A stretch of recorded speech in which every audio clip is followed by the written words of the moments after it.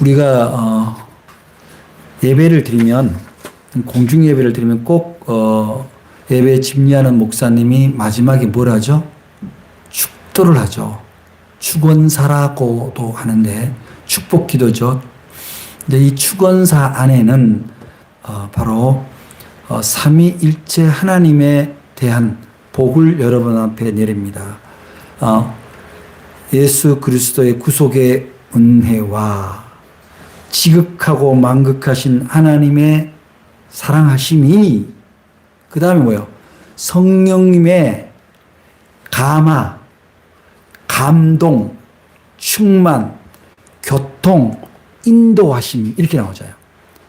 그러니까 실은 결국은 우리가 성부 하나님을 높이고 예수님의 사랑, 은혜를 찬양하고 하지만 결국 우리하고 같이 하는 것은 감화, 감동, 교통, 인도 하는 분이 성령님이라는 거예요.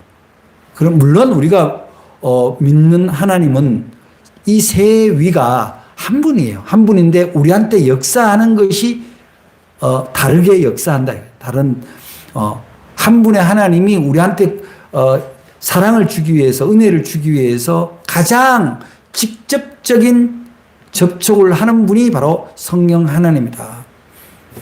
그래서 사실 예수 믿는다라고 하지만 교회 들락날락하고 뭐 예배 드리고 찬양하지만 실제로 성령이 임재하는 것을 자기가 못 느꼈다라면은 그거는 완전한 구원에 아직 이르지 못했고 자신의 신앙을 점검해 봐야 돼요.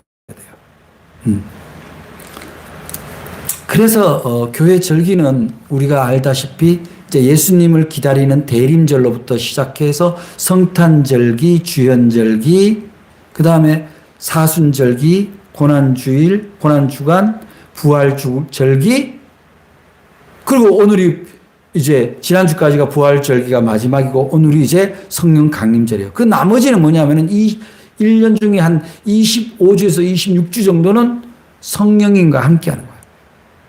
그렇게 중요하다는 거죠. 그래서 우리 신앙의 여정이 결국 다른 말로 하면 인생의 여정일 텐데, 인생의 여정은 바로 성령님과 함께 할 때 우리는 뭐가 되는 거예요? 성도가 되는 거예요.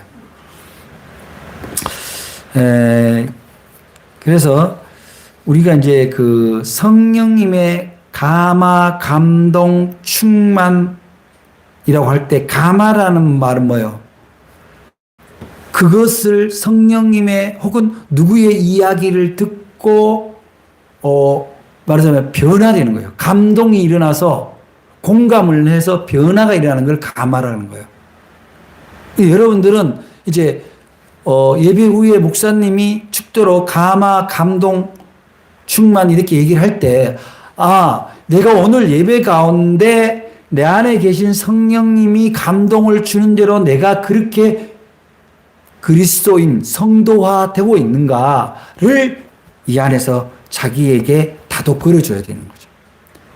감동은 뭐예요?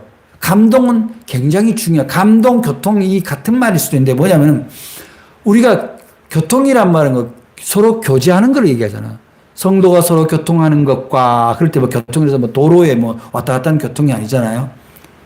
그래서 성령님과 교통한다고 하는 것은 바로 그분과 지속적으로 교류하고 있다. 교제하고 있다. 그런 의미로서 예배 집례자가 축원사를 하는 거예요. 그만큼 중요한 거예요, 사실은.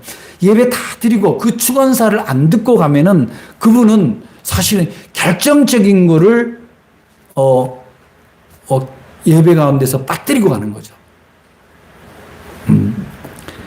그래서 우리가 성령님의 감화, 감동, 충만이라고 할 때 이 말에서는 우리가 무엇이 우러나야 되냐면은 내가 이 시간 예배 이후에 나의 시간은 성령님의 뜻에 따라 성령님이 말씀하심에 따라서 내 행동과 언행 심사가 변화되겠구나.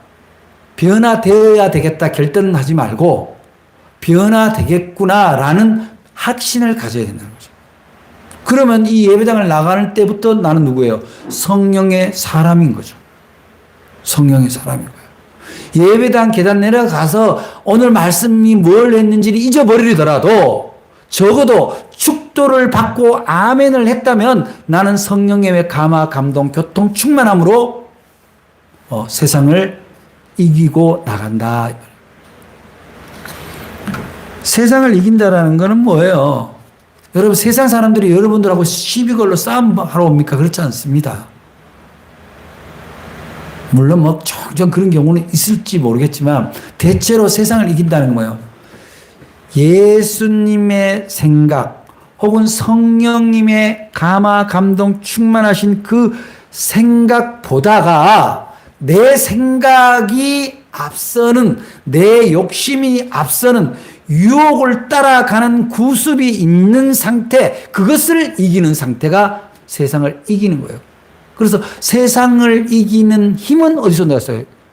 요한일서에서 믿음에서 온다 그랬잖아요. 사람들이 믿음 그러면은 마치 내가 종교의 정체성이 기독교니까 나는 믿음이 있다 이렇게 생각할 수 있는데 그건 오해일 수도 있어요.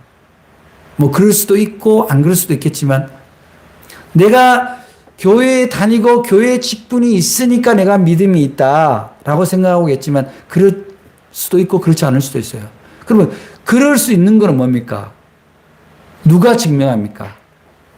내가 내 스스로 증명합니까? 그럴 수가 없죠. 성령님의 감화, 감동, 충만한 사람의 모습이 그 언행이 나와 함께하고 있는 하나님과 이웃에게 증명될 때 가능한 거예요.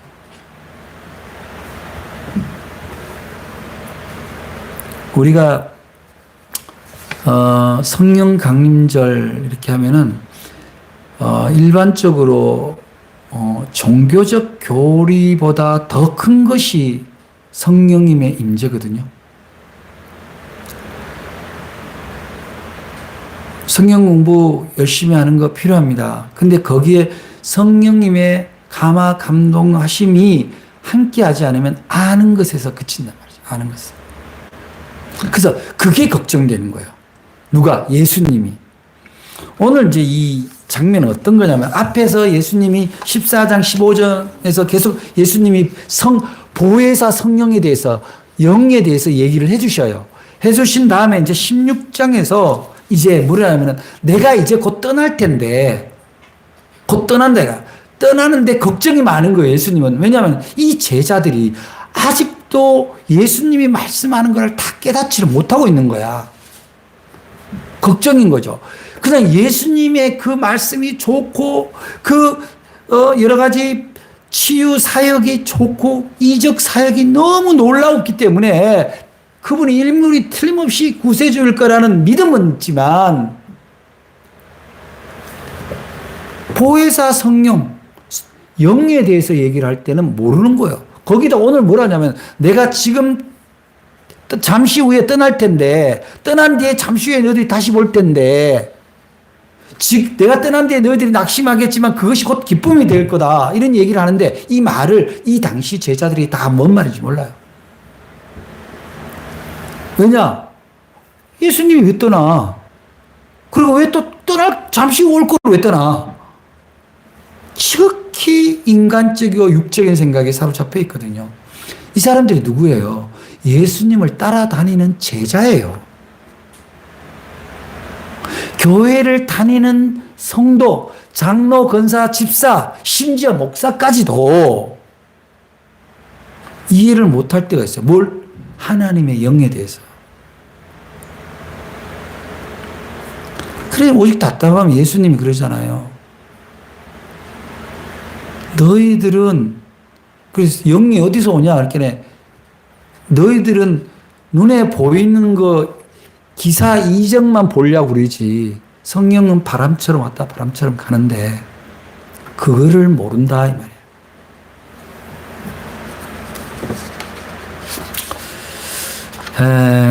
이제 예수님이 이제 성령에 대해서 쭉 설명하시면서 15장 26절에 보면은 이런 대목이 나와요. 여러분 한번 보세요. 내가 아버지께로부터 너희에게 보낼 보혜사 곧 아버지께로부터 나오시는 진리의 성령이 오실 때 그가 나를 증언할 거다. 이렇게 예수님이 말씀하고 있어요. 그러니까 뭐냐면 이거 진짜 이해 못해요. 이 제자들이 이거를 이해했다라면 도망갈 수가 없는 거지. 십자가 밑에서. 진리의 영이 성령이 와서 뭐를 증언한다 그래요? 예수를 증언한다 그래요. 예수를. 예수는 그냥 자연인이 아니잖아요. 그리스도를 증언하는 거예요. 그래서 이거를 오늘에 적용해서 보면은 그 보혜사 진리의 성령이 여러분에게 임하면 여러분은 뭘 해야 되는 거예요? 여러분의 삶이 예수를 증거하게 되는 거예요. 굉장히 중요한 메시지입니다. 그러니까 이거를 자꾸 도덕적, 윤리적, 율법적으로 해석을 하려고. 그럼 뭐 가서 좋은 일을 많이 해야 되고, 헌금을 많이 해야 되고, 막 이런 걸로 이렇게 오해를 하는데 그런 측면이 아니에요. 이런 겁니다. 예수님이 하시는 일을 우리가 하게 되는 거예요. 왜냐면 성령이 그분의 영이니까 그분의 영을 따라서 그분이 하는 일을 어디서? 우리의 삶의 자리에서, 우리의 예배의 자리에서 예수님이 하시는 일을 우리는 같이 하는 거예요. 거들어주는 거예요. 예수님이 하는 일은 돈 버는 일이 아니었잖아요. 그렇다고 예수님이 일 안 하신 거 아니에요. 예수님이 일해요. 예수님은 뭐야? 돈을 버는 게 목적이 아니라 뭐가 목적이야? 구원이 목적인 거예요. 사랑이 목적인 거예요. 평화가 목적인 거예요. 자, 성령의 사람과 교리를 지키는 사람의 차이는 뭡니까? 바로 창녀에 대한, 창녀 마리아에 대한 돌 던지는 유대인들에 대해서 예수님이 얘기하실 때 장면이죠. 간음을 하면 돌 쳐서 죽여야 돼요. 율법이 그렇게 되어 있기 때문에.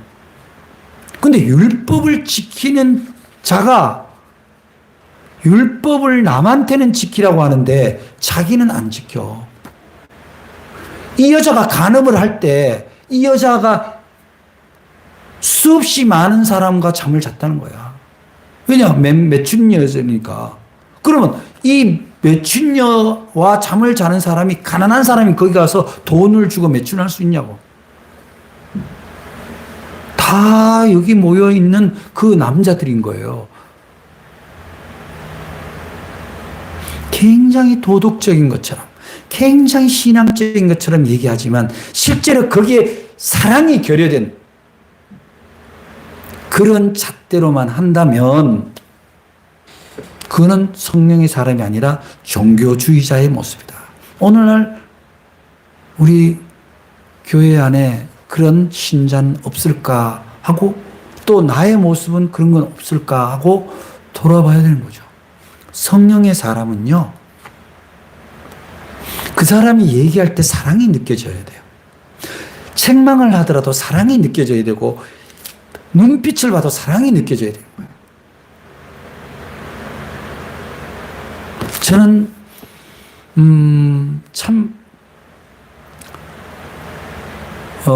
제가 대해심의 사건이 2000년에 있었는데 22년 전에, 물론 그 전에도 뭐 교회로 돌아가고 뭐 그런 게 있지만, 그 대해심의 사건이 있으면서 가장 먼저 깨달은 게 뭐냐면, 내가 사랑의 사람이 아니라 구습을 따라 사는 사람이었구나, 그런 생각을 가장 많이 했어요.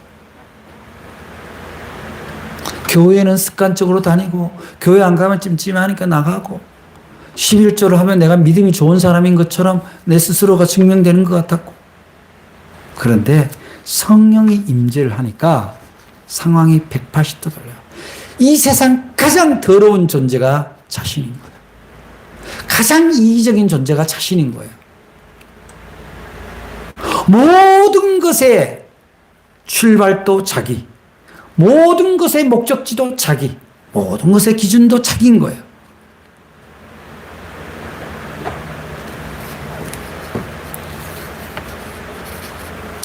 주님이 이제 이 제자들을 남겨두고 이제 십자가 제물이 될 텐데, 그러니 예수님은 당신의 운명을 알잖아요.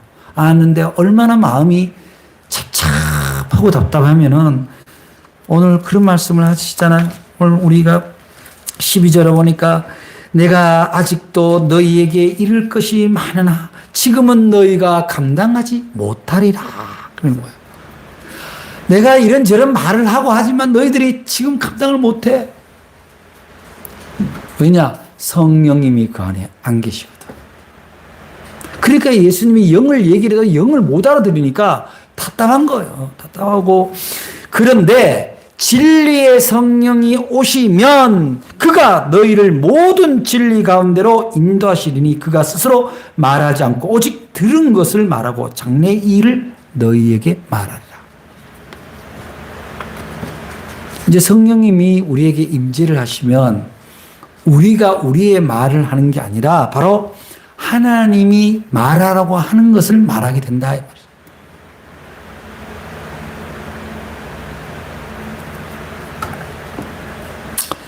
예수님이 떠난다라고 그랬을 때 예수님이 그냥 떠나는 것도 어디 훌쩍 떠나는 것도 아니고 사형수가 된 거잖아요. 사형수. 그 당시 당시 유대교의 반역자이잖아요. 그러면은 이 남은 제자, 예수를 따라다닌 제자들은 당연히 무슨 대상이 되는 거예요? 반역자이고 이단이고 박해의 대상이 되는 거예요. 그들은. 시련이 오는 겁니다. 그래서 예수님이 너희들이 그러면 내가 떠난 뒤에 너희들이 낙심하겠으나 그런 거예요. 여러분들이 신앙생활을 하면서 눈에 보이는 것, 가시적인 거, 이제 물론 여기서 눈에 보이고 가시적이라는 것은 일종의 축복입니다. 눈에 보이는 축복, 눈에 보이는 성과가 보이지 않으면 여러분들은 낙심하죠. 그런데 진리의 영, 성령이 임하면 그렇지 않다는 거예요. 뭐라고 말씀을 하시냐면은, 자, 이렇게 나온 거예요. 그가 내 영광을 나타내리니, 14절입니다. 내 영광을 나타내리니, 바로 예수님의 빛을, 예수님의 영광, 예수님의 기쁨. 여러분, 영광이라는 꽃뿌리가 햇살에 빛날 때 그 상태입니다. 가장 아름다운 상태. 그 영광을 나타내리니 내 것을 가지고 너희에게 알리시겠습니다. 그러니까 그때가 되면은 성령님이 여러분들에게 임하면 여러분들이 여러분을 자랑을 하는 것이 아니라 여러분을 통해서 예수님이 꼽히는 거예요. 그거는 종교활동하고는 다른 부분이에요. 여러분들을 한번 우리 스스로 한번 생각해 봐요. 나는 나의 삶 가운데서 나의 가족과 나의 이웃에게 예수님이 예수님의 제자를 사랑하고 그 당시에 가난하고 줄인 자들, 영혼이 갈급한 사람들에게 그 베풀었던 친절하고 사랑스러운 그 모습이 있는가?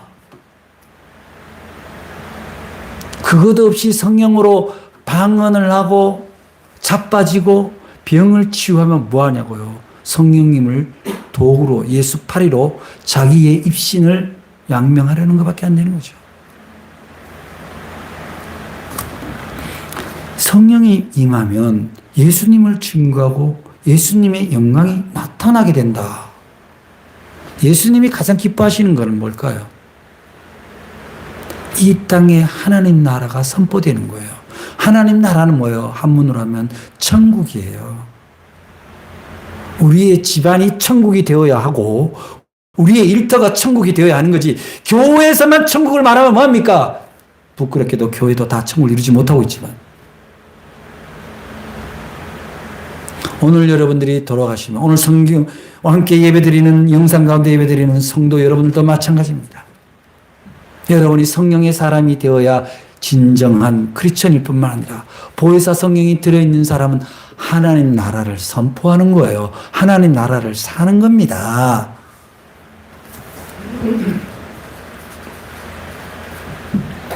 그런데 예수님이 걱정이 되는 거예요. 성령이 없는 상태에서 예수를 따라다니니까 낙심하고 걱정하고 감당하지 못한다 이런 얘기죠.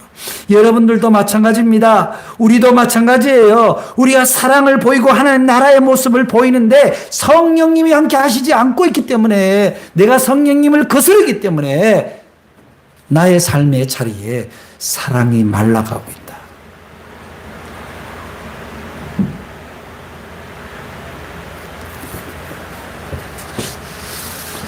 그러면 성령님이 이제 제자들에게 임하면 예수님이 기뻐한다 그런 거예요. 22절에 보니까 예수님이 이렇게 말씀하셔요. 지금은 너희가 근심하나 내가 다시 너희를 보리니 너희 마음이 기쁠 것이요 너희 기쁨을 빼앗을 자가 없으리라. 여러분, 성령님이 임하는 사람은 예수님과 더불어 기쁨이 넘치고 그 기쁨을 빼앗을 자가 없지만, 성령님이 임하지 않는 상태에 있는 사람은 내가 신앙이 있다, 종교가 있다라고 얘기하지만 기쁨이 사라져 있는 거예요. 굉장히 중요한 메시지죠. 그래서 성령의 열매는 희락이 있는 거예요. 기쁨이 있는 거예요. 기쁨이 없으면 모든 것이 거짓이에요. 그래서 순교도 기쁨으로 하는 거잖아요. 사도들이.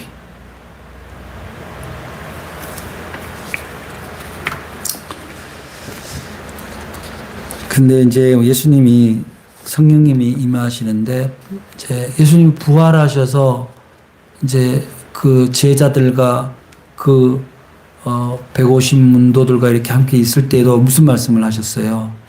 너희들이 기다려라. 기다려라. 뭘 기다리는 거예요? 성령이 너희에게 임할 때까지 기다려라. 그래서 성령이 임하면 너희가 권능을 받고 유대와 사마리아와 땅 끝까지 이르러 어떻게 되는 거예요? 그분의 증인이 되는 거예요. 그분의 증인은 어깨띠에 예수 천국 불신지옥 써서 다니는 것도 좋을 수도 있습니다만은, 그 성령이 임한 사람에게서 환한 평화의 미소와 들을수록 마음에 감동이 일어나는 사랑의 언어가 있는 거예요.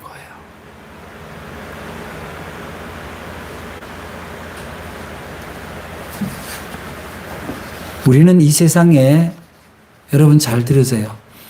우리는 세상에 돈 벌러 오지 않았어요. 하나님이 세상에 돈 벌러 보낸 게 아니에요. 우리는 세상에 하나님 나라를 살러 온 거예요. 근데 그 하나님 나라를 사는데 그 패스, 티켓이 바로 예수 그리스도가 보내시는 성령님인 거죠.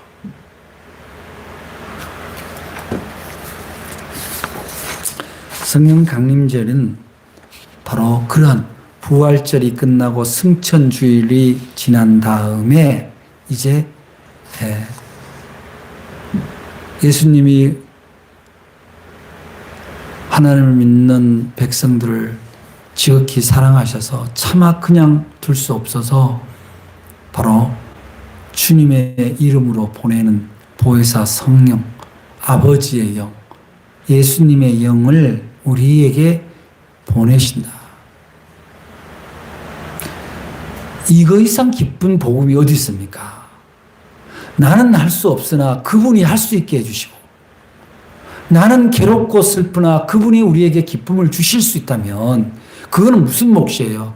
우리가 세상에 대해서 어떻게 생각하느냐, 세상을 어떻게 이해하느냐에 대한 이해의 척도를 완전히 바꿔준다는 거예요.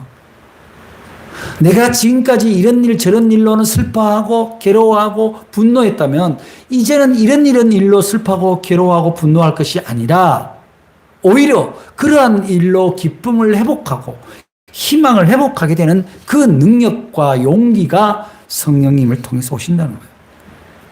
그 성령님은 어떻게 오시나요? 성령님은요, 예수 그리스도 이름으로 구할 때 오시는 분이에요. 마라나타 예수여 어서 오소서 할 때 재림의 예수이기도 하지만 궁극적으로는 내 마음이 갈급하고 지금 내 마음이 지옥 속에 있으니 천국의 주인이신 예수님 지금 내게 오소서. 그래서 내 이 불길처럼 타오르는 이 각박한 마음을 하나님 정말 시냇물이 흐르는 초록지와 같은 그런 곳으로 바꿔달라. 그것이 마라나타 예수 어서 오시라고 요청할 때 성령님이 우리에게 임하시게 된다는 겁니다. 그래서 그 임하시는 성령님을 우리는 어떻게 합니까? 바로 감화받고 감동받고 교통하고 그렇게 해서 역사하는 그 성령님을 우리가 경험하게 되는 거죠. 우리가 살면서 우리의 삶의 문제가 얼마나 많겠어요. 가족이라고 다 서로 평화롭습니까? 다 생각이 다르고 방향이 다르다 보니 작고 큰 갈등이 있습니다. 그러나 우리는 그 방향을 나의 마음에서 생각하니 갈등이 일어나는 거예요. 하나님이 각자의 삶에 하나님의 역사가 임하도록 기도하는 거예요. 그래서 모두가 갈등과 갈증과 갈급에 젖어 있더라도 우리는 성령님의 사람은 늘 그 마음의 촉촉한 감성을 놓치지 않는 그 연민을 잃어버리지 않는 그 사랑의 사람, 정말 감화 감동의 사람이 되어야 한다. 우리는 때로 너무 세상에 휘둘려서 문제가 보이면 그 문제에 그냥 자기 자신을 그냥 덮어버릴 때가 있어요. 여러분, 히말라야 에베레스트 그 산에 올라갈 때 산이 그 앞에 서면 산이 자기를 완전히 다 가립니다. 엄청난 그야말로 설산이잖아요. 근데 사람은 어떻게 해요? 거기를 가요. 올라갑니다. 가로막고 있는 것을 길로 만드는 거죠. 여러분 혹시 삶 가운데 힘든 일 있습니까? 외로운 일 있습니까? 지치는 일 있습니까? 그 벽이 자신의 미래라고 보지 마세요. 하나님은 성령님을 통해서 그 벽을 길로 만들어 주실 거예요. 그것을 통해서 성령님과 함께하는 자들의 승리, 그 환희를 하나님은 보여주실 거예요. 여러분, 힘든 시절이 지나가고 있습니다. 그러나 돌이켜보면 우리의 인생의 어느 날도 녹록한 날이 그렇게 많지는 않았어요.